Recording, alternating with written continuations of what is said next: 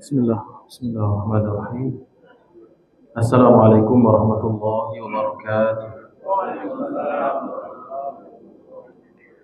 Alhamdulillahi rabbil alamin. Nahmaduka rabbi kama yanbaghi li jalali wajhika al-karim wa 'azimi sultanik. Allahumma salli wa sallim wa barik ala sayyidil mursalin wa imamil muttaqin sayyidina wa habibina wa qudwatina Muhammadin wa ala alihi wa sahbihi ajma'in. Subhanaka la ilma lana illa ma 'allamtana innaka antal alimul hakim. Allahumma 'allimna ma yanfa'una wanfa'na bima 'allamtana wa zidna ilman ya rabbal alamin. Rabbi shrah li sadri wa yassir li amri wahlul 'uqdatam bi lisani yafqahu qawli. Amma ba'du. Hadirin wal hadirat kaum muslimin dan muslimat, Bapak Ibu jamaah salat maghrib rahimakumullah. Pertama bersyukur kita kepada Allah telah memberikan kita hadiah besar, yaitu kesehatan, kesempatan dan iman, dan kita dijadikan tamunya pada malam hari ini lagi dan lagi. Semoga Allah kekalkan hidayah kita, amin ya rabbal alamin. Salawat dan salam kita mohon kepada Allah akan disampaikan kepada baginda Rasulullah sallallahu alaihi wasallam. Semoga kita menjadi umatnya yang disenangi, dicintai, didambakan oleh Rasulullah, berkumpul bersama beliau dengan penuh kebanggaan nanti di kausarnya. Amin ya rabbal alamin. Bapak Ibu jemaah salat maghrib dan isya, insyaallah kita lanjutkan mengaji kita hadis arba'in, masih hadis yang ke-19. Kita sekarang masuk ke bagian atau potongan hadis berikutnya. Setelah Nabi SAW bersabda, ta'arraf ilallah fir raha ya'rifka fis syiddah. Kenallah kepada Allah di saat lapang, pasti Allah mengenalmu di saat susah. Kemudian Nabi melanjutkan, idza sa'alta fas'alillah wa idza ista'anta fasta'in billah. Jika kamu minta, mintalah kepada Allah saja. Jika kamu ingin perlindungan, berlindunglah kepada Allah saja. Sekali lagi, jika kamu meminta, mintalah hanya kepada Allah saja. Jika kamu mohon perlindungan, mohonlah perlindungan hanya kepada Allah Subhanahu wa ta'ala. Kata Al-Imam Ibnu Rajab Al-Hambali di sini, ini wasiat serupa dengan firman Allah Subhanahu wa ta'ala dalam ayat yang wajib kita baca setiap hari, yaitu iyyaka na'budu wa iyyaka nasta'in. Di situ ada tauhid. Tauhid itu bukan hanya soal kita tahu bahwa tidak ada sesembahan selain Allah, tapi buah dari tauhid itu banyak. Di antaranya ialah tidak ada persoalan kecuali kita kadukan hanya kepada Allah. Persoalan maksudnya di situ masalah permintaan. Tauhid di dalam soal, dalam berdoa.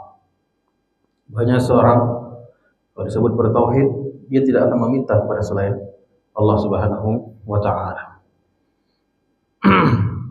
Kemudian dia tidak meminta perlindungan kecuali kepada Allah Subhanahu wa ta'ala.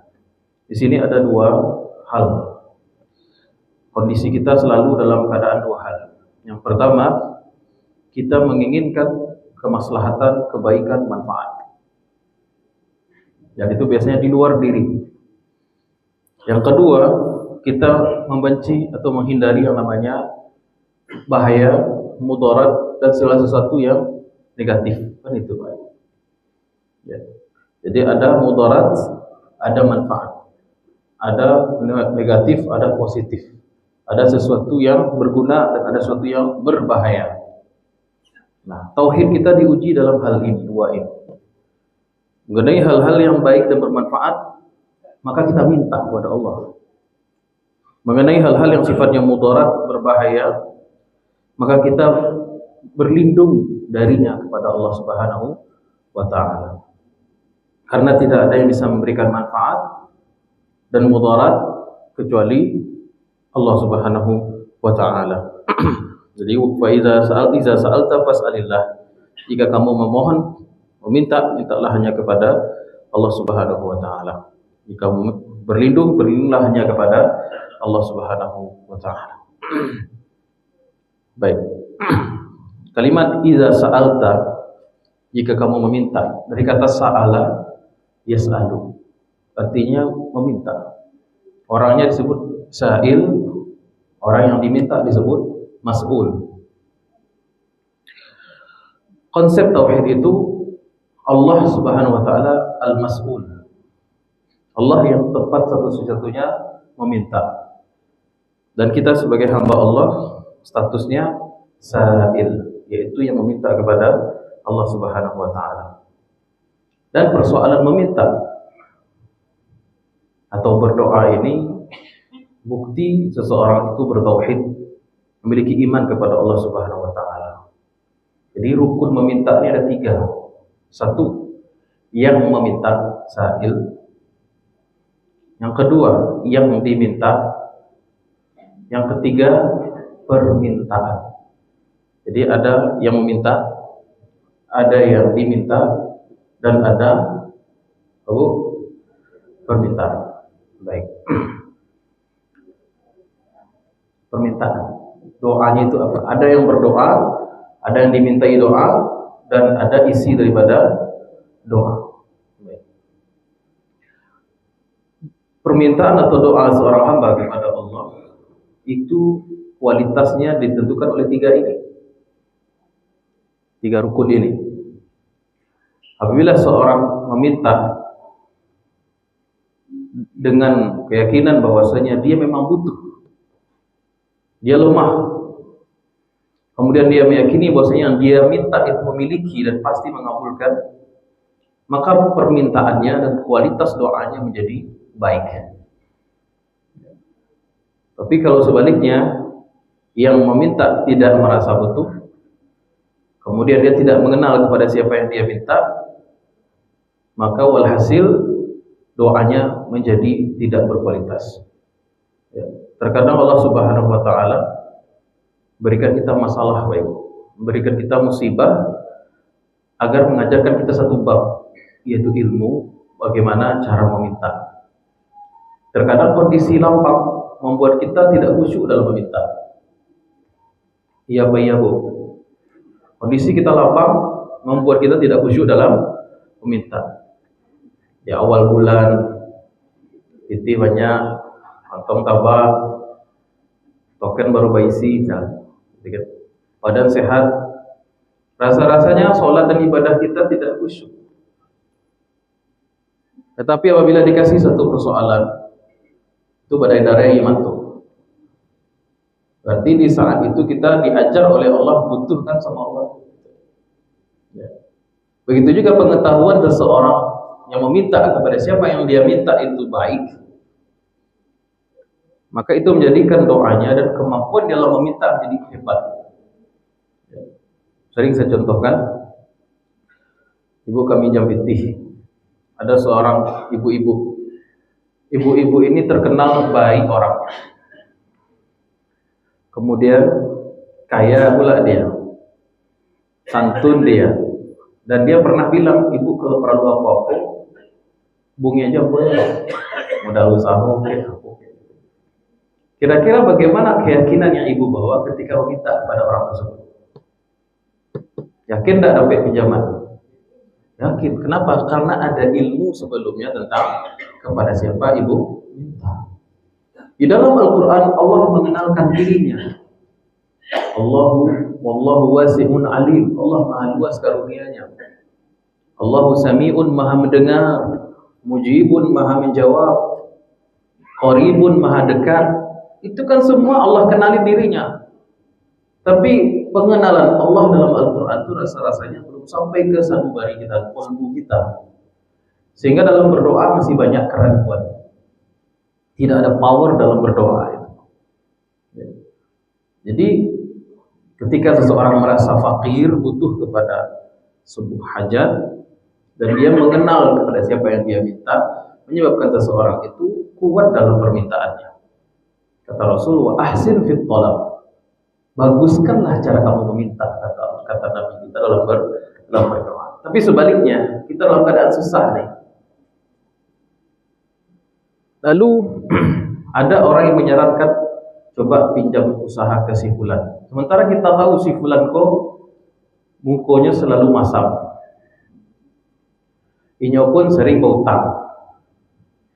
Atau dia orangnya ada kaya, cuman pilihnya tujuh wali setan.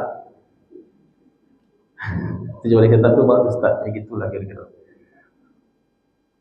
Dah cie setannya udah tujuh wali setan. Lalu kira-kira ada orang menyarankan minta ke si anu, mau enggak kita, Pak? Kalaupun mau kita meminta itu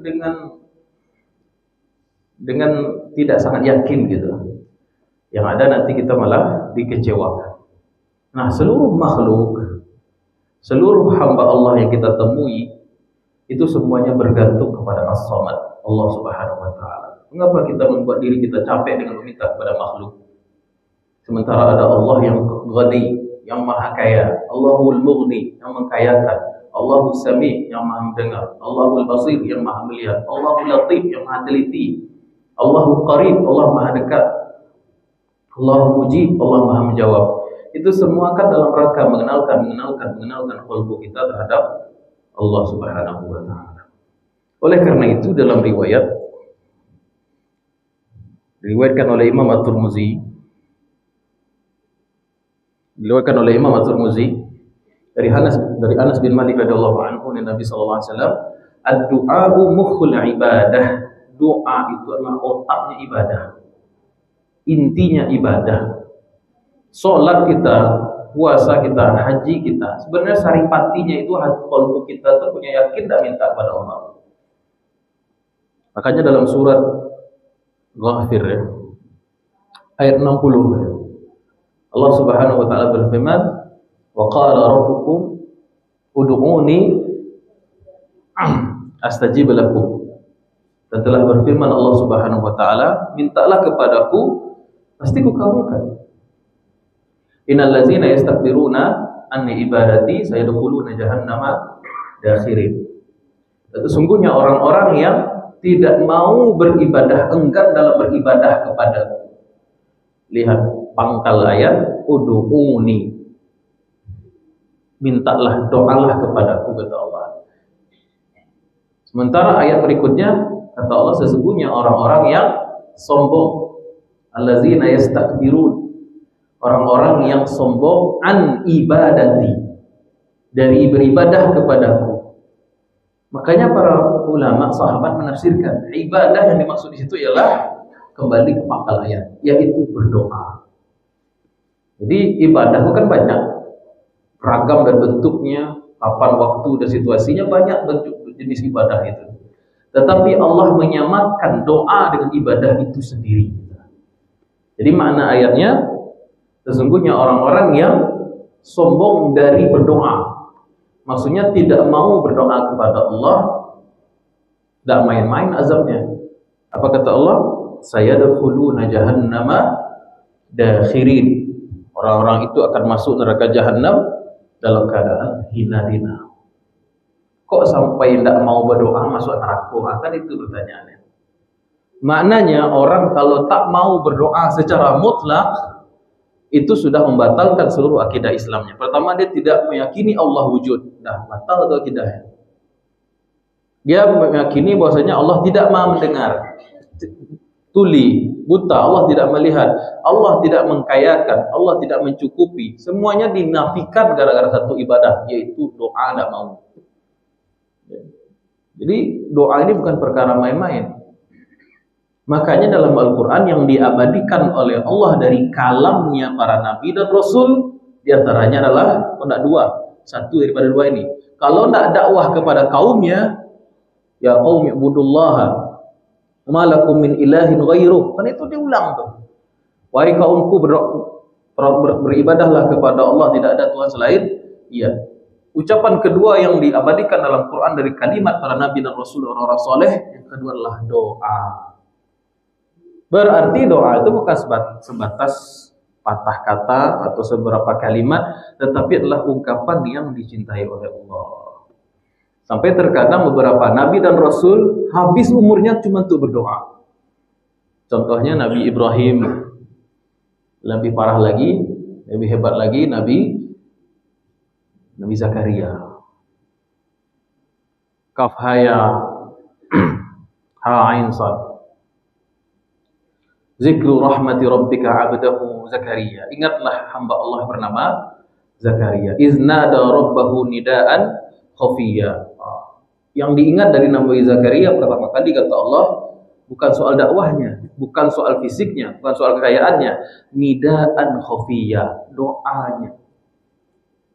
Qala rabbi inni wahnal 'azmu minni washta'ala ar-ra'su shayba. Dan dia berdoa, lafaznya itu catat sama Allah. Padahal itu kata Allah tadi, doanya itu khafiyah, lirih. Tapi Allah maha cinta dengan dia. Ucapan doanya yang lirih itu didengar sama Allah, diabadikan dalam Quran. Betapa cintanya dengan Allah dengan hamba yang berdoa. Nidaan khafiyah, tetapi Allah iklankan sampai kita hari ini tahu doa dari Nabi Zakaria. Apa kata Allah? Qala rabbi inni wahnal 'azmu minni. Ya Allah, telah rapuh tulangku. Lah gaib. Orang rapuh tulang itu biasanya lah tua, osteoporosis. Washta'ala ra'su shayba, la putih rambut sebelah. Walam akum bidu'aika rabbi syaqiyya. Tapi aku tidak pernah bosan berdoa kepada Engkau. Makanya orang saleh itu terkadang jauh lebih mencintai aktivitas dia berdoa dibandingkan pengabulan doa itu sendiri. Makanya orang saleh lebih senang ketika dia diberi taufik untuk berdoa dibandingkan pengabulan doa itu sendiri. Karena orang yang masih fokus kepada pengabulan doa masih ada nafsu dia di situ. Masih ada keinginan dia di situ. Tetapi orang yang sudah menikmati doa, berarti dia menikmati hubungan dia dengan Allah. Kalau kita tahu hakikat ini Pak Ibu, tidak jemu kita berdoa. Kalau kita tanya, kira-kira siapa yang membuat hati batin kita ini mau minta kepada Allah? Kalau bukan Allah Subhanahu wa Ta'ala. Maka ketika kita berdoa, hal yang perlu disyukuri pertama kali, kalau orang ngerti hakikat ini, makasih ya Allah, Engkau telah berikan saya kemudahan untuk minta pada Engkau. Ini tauhid nih Pak Ibu. Maka Rasulullah SAW mengatakan, idza sa'alta fas'alillah. Jika kamu berdoa, doalah hanya kepada Allah Subhanahu wa Ta'ala. Ya. Kemudian diriwayatkan oleh Imam At-Tirmizi dari Ibnu Mas'ud radhiyallahu secara marfu, salu Allah, mintalah kepada Allah min fadlihi, dari karunia-Nya. Fa innallaha yuhibbu an yus'al. Sesungguhnya Allah itu senang, cinta jika diminta. Allah itu Subhanahu wa Ta'ala senang jika diminta. Beda dengan manusia. Kalau manusia diminta sekali, lainnya bahagia. Ini minta 2 kali, bahagia tapi hilang senyumnya. Diminta aja, senyumnya hilang, tak diagih lain. Yang adalah ceramah lain. Minta kepanjangan dari saya. Minta sekali lain, jadi musuh lain. Kenapa? Karena terbatasnya perbendaharaan manusia. Sebab itu ulama mengatakan, la tas'alanna bunayya Adam hajah. Jangan sekali-kali kau minta pada manusia hajatmu. Was'alil ladzi abwabuhu la tuhjabu. Tapi mintalah kepada zat yang pintunya tidak pernah tertutup, yaitu Allah. Allahu yaghdabu in tarakta su'alah wa bunayya Adam hina yus'alu yaghdabu. Dan Allah murka apabila kamu meninggalkan doa kepadanya, sedangkan anak Adam apabila kamu minta kepadanya dia marah. Itu syair yang terkenal disampaikan oleh para ulama. Baik, di sini Imam Di sini dalam hadis yang lain dikatakan yas'alu ahadukum, Rasulullah SAW bersabda, yas'alu ahadukum rabbahu hajatahu kullaha. Hendaklah setiap kalian meminta kepada Allah apa saja hajatnya, keperluannya. Hatta yas'al syasha'a na'lihi idan qata'a. Bahkan dia meminta kepada Allah sendal apabila putus talinya. Sampai segitunya gitu. Ya. Bahkan dalam riwayat Rasulullah sallallahu alaihi wasallam, waqad bay'an nabiyyu jama'atan min ashabihi. Nabi dalam satu riwayat membaiat.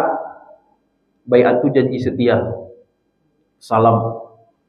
Ya, janji setia, komitmen. Jadi sahabat Nabi itu kelebihannya, mereka dibaiat langsung oleh Rasulullah. Jama'atan min ashabihi, dari sekelompok sahabat, ala an la yas'alun nasa syai'an, agar tidak, ya baiat itu biasanya pertama ada urutannya, tauhid dan lain-lain, termasuk isi baiat sahabat Nabi itu apa? Agar mereka tidak meminta apapun kepada manusia.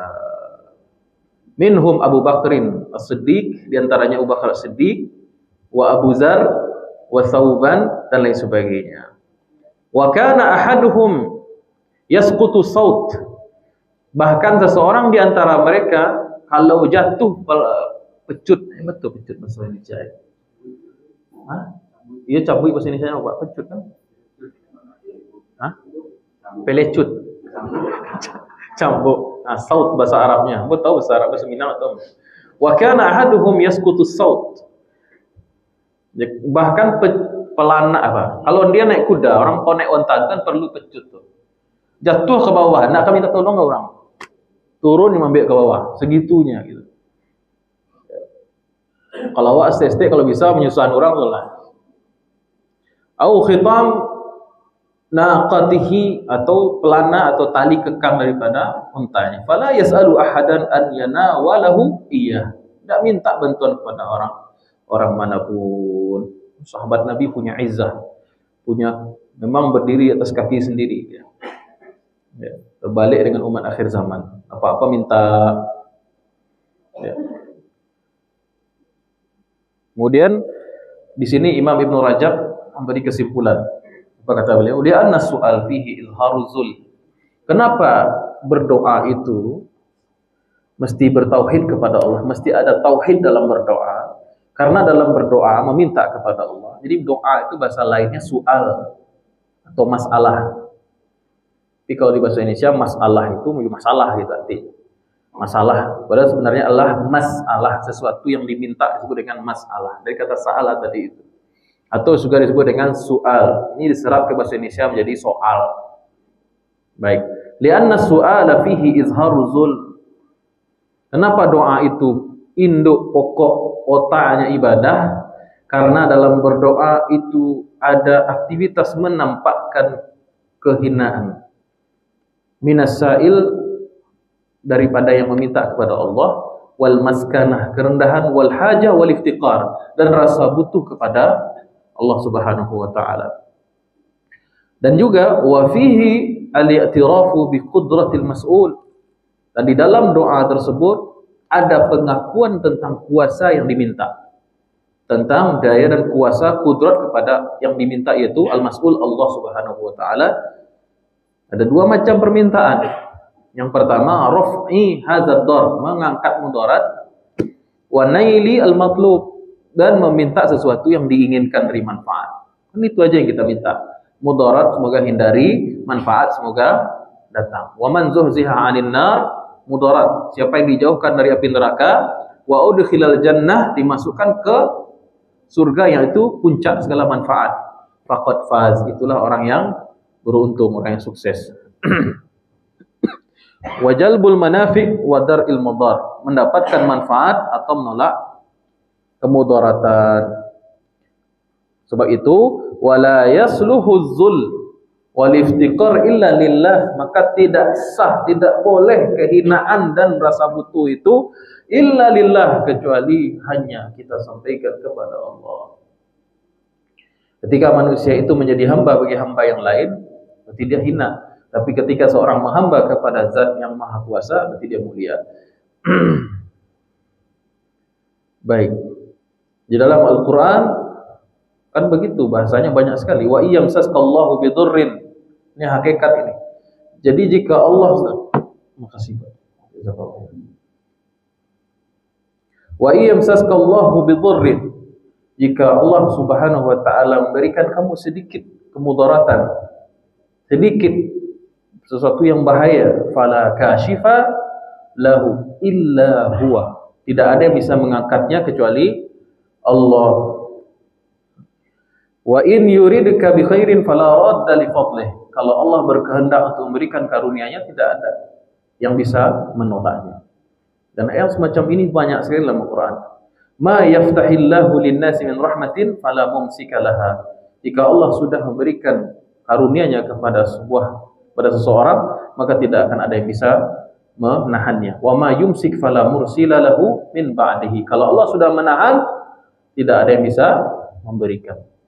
Itulah salah satu makna atau manifestasi dari la ilaha illallah. Baik.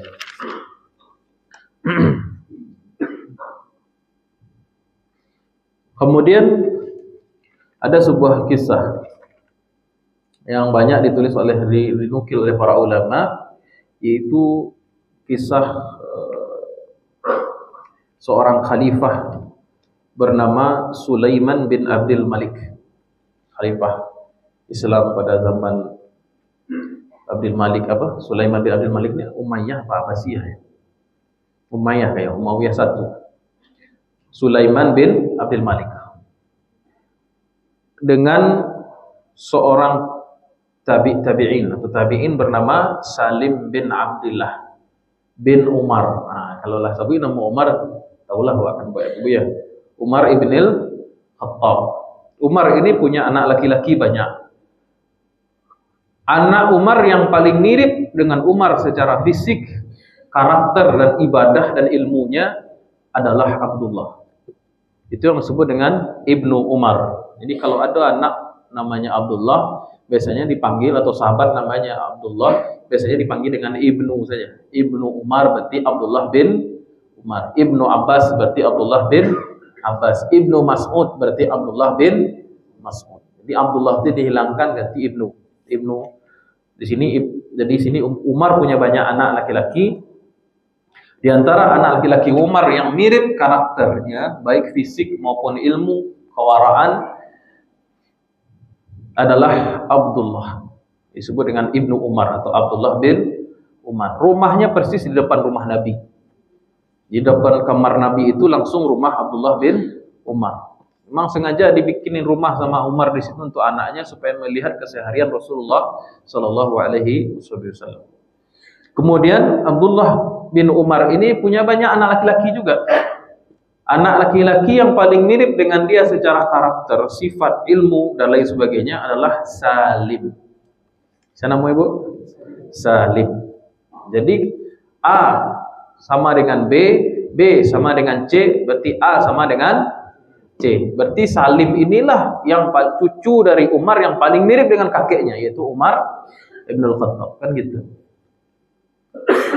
Jadi suatu ketika Sulaiman bin Abdul Malik ini sedang berhaji atau berumrah. Intinya dia datang ke Ka'bah, tawaf di situ, salat sunnah tawaf di situ, minum air zam-zam di situ. Mungkin juga kemudian menyaksikan Salim bin Abdullah ini bin Umar.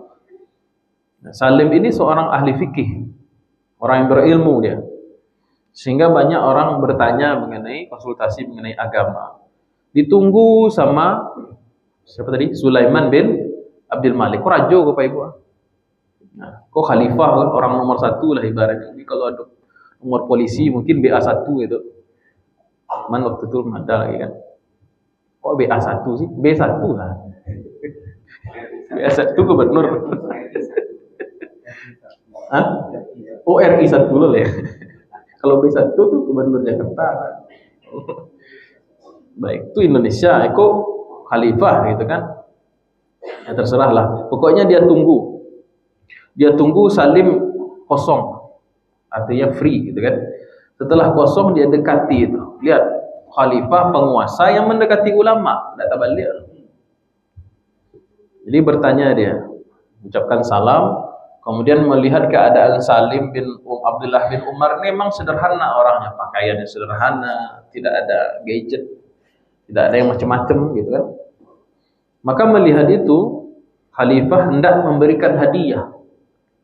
Tapi bahasanya mungkin dia sampaikan, ya Salim, hal laka hajatun aqdiha, apakah engkau punya hajat, kebutuhan, saya akan kabulkan. Gitu kan? Wahai Salim, apakah engkau punya hajat, akan saya kabulkan. Nah, itu yang ngecek presiden kok Pak, rajo kok Pak. Gitu kan? Kalau ibu-ibu ditanya sama presiden, ada. Kira-kira jawaban ibu. Deh, pas bana. Pas bana gitu.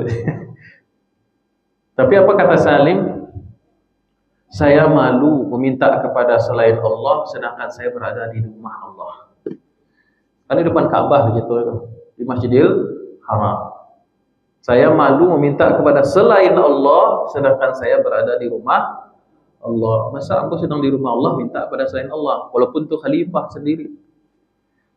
Oke, kalau begitu ditunggu sama khalifah Sulaiman bin Abdul Malik, ditunggu bila Salim keluar dari masjid.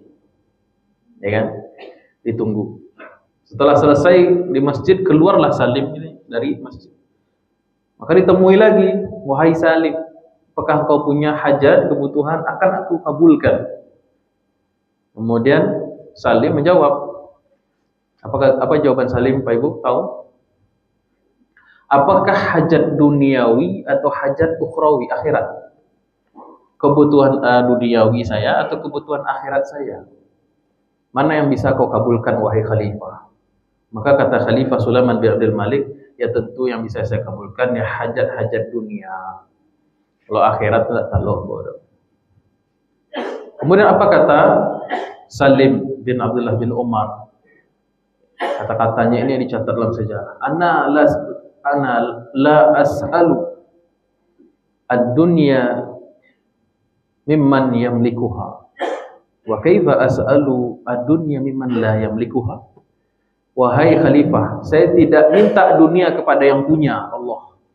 Bagaimana mungkin saya meminta dunia kepada yang enggak punya? Paham maksudnya, Bu? Sampai Pak ya? Saya tidak meminta dunia kepada yang punya, yaitu Allah. Bagaimana mungkin saya meminta dunia kepada yang enggak punya?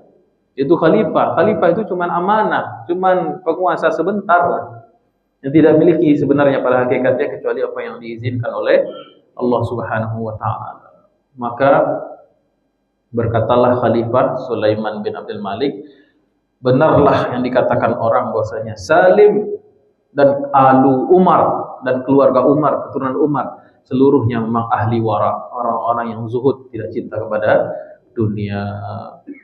Baik. Itu kisah yang terkenal dari Sulaiman bin Abdul Malik dan Salim bin Abdullah bin Umar radhiyallahu anhu. Baik. Kemudian berdoa kepada Allah atau tauhid dalam berdoa kepada Allah itu tidak akan ada ruginya. Ya. Jadi terkadang karena kita mungkin doa kita lama enggak dikabulkan, rasa-rasanya belum juga dikabulkan oleh Allah, sehingga kita malas berdoa. Kadang begitu. Atau power kita berdoa itu menjadi lemah, rendah. Ada sebuah hadis diriwayatkan oleh Imam Muslim, riwayat Imam Ahmad. Rasulullah sallallahu alaihi wasallam bersabda, "Ma min muslim yad'ullaha bid'awatin." Tidaklah seorang muslim berdoa dengan sebuah doa laisa fiha ithmun, di dalamnya tidak ada dosa, wala qati'atir rahim, dan tidak ada memutuskan silaturahim. Jadi seorang muslim berdoa dengan sebuah doa yang tidak ada dua hal, yaitu dosa dan tidak ada memutus silaturahim. illa a'tahu Allah fiha ihda salas, kecuali Allah pasti memberikan salah satu dari yang tiga. Jadi tidak ada istilahnya doa yang tidak dikabulkan selama kita berdoa itu isinya baik. Tidak ada doa yang tidak dikabulkan. Pasti Allah berikan salah satu, minimal itu salah satu dari yang tiga. Yang pertama, imma yu'ajjillahu da'watah. Satu, kemungkinannya doa kita tuh dikabul di dunia langsung cash. Itu kemungkinan yang pertama. Kemungkinan pertama 33,33%. Kemungkinan yang kedua, wa imma an yudakhiraha lahu fil akhirah. Allah kabulkan tetapi jawabannya nanti di akhirat. Jadi simpan oleh Allah. Yudakhir. Tadkhir itu menyimpan nanti, disimpan oleh Allah. Karena Allah tahu lebih baik baginya dikabulkan di dunia, di akhirat dibandingkan di dunia ini. Lebih afdal. Allah yang tahu maslahatnya. Jadi ditunda pengabulannya di akhirat. Yang ketiga, kemungkinan yang ketiga, an yasrifa anhu minas su'i mislah. Allah hindarkan dia dari mudarat, bahaya yang semisal dari nilai doa tersebut. Jadi salah satu seseorang agar terhindar dari mudarat, dari kecelakaan apa, masalah, mara bahaya, penyakit dan lain sebagainya, salah satunya karena kenapa Pak Ibu? Doa. Qalu iza nuqsir. Kata sahabat mendengar hadis ini, kalau begitu kami akan memperbanyak doa. Jadi doa tidak ada yang tertolak. Doa pasti dikabul oleh Allah Subhanahu wa taala. Tetapi tiga pilihannya, imma pertama akan Allah kabulkan segera, yang kedua Allah simpan untuk dia di akhirat, yang ketiga dengannya menjadi asbab terhindarnya seorang hamba dari mudarat. Baik. Silakan. Jadi doa, jadi biasanya kita berdoa itu kan kalau powernya itu muncul kalau kita ada masalah. Iya. Bagaimana kita menjaga power itu walaupun kita tidak dalam masalah? Bagaimana, bagus pertanyaan ini. Bagaimana supaya kita dalam kondisi selalu memiliki kekuatan, memiliki power doanya itu selalu. Jangan ketika kita dapat persoalan saja. Sebenarnya persoalan, kita lihat dulu persoalan kita itu, kita harus lihat mana persoalan yang kecil, mana yang besar sebenarnya. Mana hajat yang kecil, mana hajat yang besar. Terkadang kita melihat sebuah masalah ini besar. Mudarat yang paling harus kita hindarkan apa Pak Ibu? Neraka. Maka kalau kita tahu itu sudah cukup menyebabkan air mata kita berderai ketika berdoa. Kalau kita tahu bahwasanya mudarat kita tuh su'ul khatimah, bahwasanya mudarat kita tuh pertanyaan mungkar dan nakir di alam barzakh, mudarat yang mesti kita hadapi itu nanti di mahsyar, betapa dahsyatnya hari kiamat, pertanggungjawaban amal-amal kita, dosa-dosa kita. Kalau itu kita tahu bahayanya, maka mungkin melebihi daripada doa kita gara-gara terlilit hutang atau kena penyakit atau hal yang sifatnya di dunia ini. Jadi kita harus tahu mana yang sebenarnya masalah, yang sebenar masalah, dan mana yang hanya anak kecil-kecilnya, kata apa istilahnya, yang kecil-kecil saja. Jadi kalau hanya dengan kelas teri kita bisa menangis, masa dengan kelas kakap kita tidak menangis, kan itu. Seharusnya jadi kita harus punya perspektif, Pak. Mana hajat kita yang terbesar itu ridho Allah, maka kita meminta ke situ dengan segala kelemahan kita di akhir zaman ini. Mana mudarat yang paling besar, yaitu murkanya Allah dan nerakanya Allah. Itu kalau kita sorot dengan masalah kita dunia, nggak ada apa-apanya sebenarnya. Wallahu a'lam bishawab. Silakan Pak. Saya pula.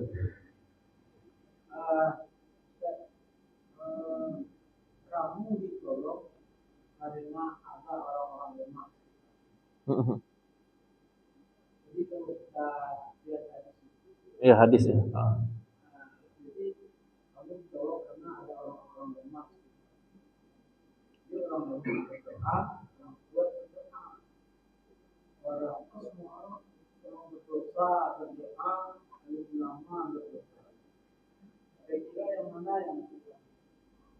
Kira-kira mana yang cepat dikabulkan?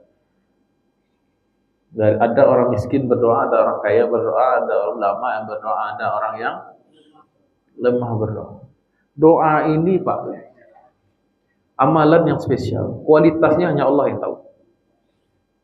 Tidak melulu alim ulama doanya makbul. Boleh jadi yang lebih dikabul mungkin salah satu dari orang yang tidak kita kira. Makanya dalam hadis yang lain Rasulullah mengatakan ada orang yang secara fisik kainnya, bajunya kusut, ya, ekonominya lemah dan lain sebagainya, tapi ada hamba Allah yang demikian, dia di pandangan manusia rendah, tapi kalau dia sudah mengangkat tangan Allah kabulkan. Ini tidak bisa kita patok, oh ini ustaz nih, doanya makbul, belum tentu. Jadi doa ini adalah hubungan jalinan batin seseorang dengan Allah, dan itu privacy banget gitu kan. Yang mengetahui kualitasnya hanya Allah dan hamba tersebut. Ini tidak bisa. Makanya kita dianjurkan untuk meminta doa pada orang lain. Sepanjang kita husnuzan nih orang baik, kita doa. Kita nggak tahu dari lidah siapa, di situasi mana doa itu mustajabah terkadang. Allahu a'lam bishawab. Cukup. Mohon maaf bila salah kurang. Subhanakallahumma rabbana bihamd. Subhanallah anta astaghfiruka wa atubu ilaik. Assalamualaikum warahmatullahi wabarakatuh.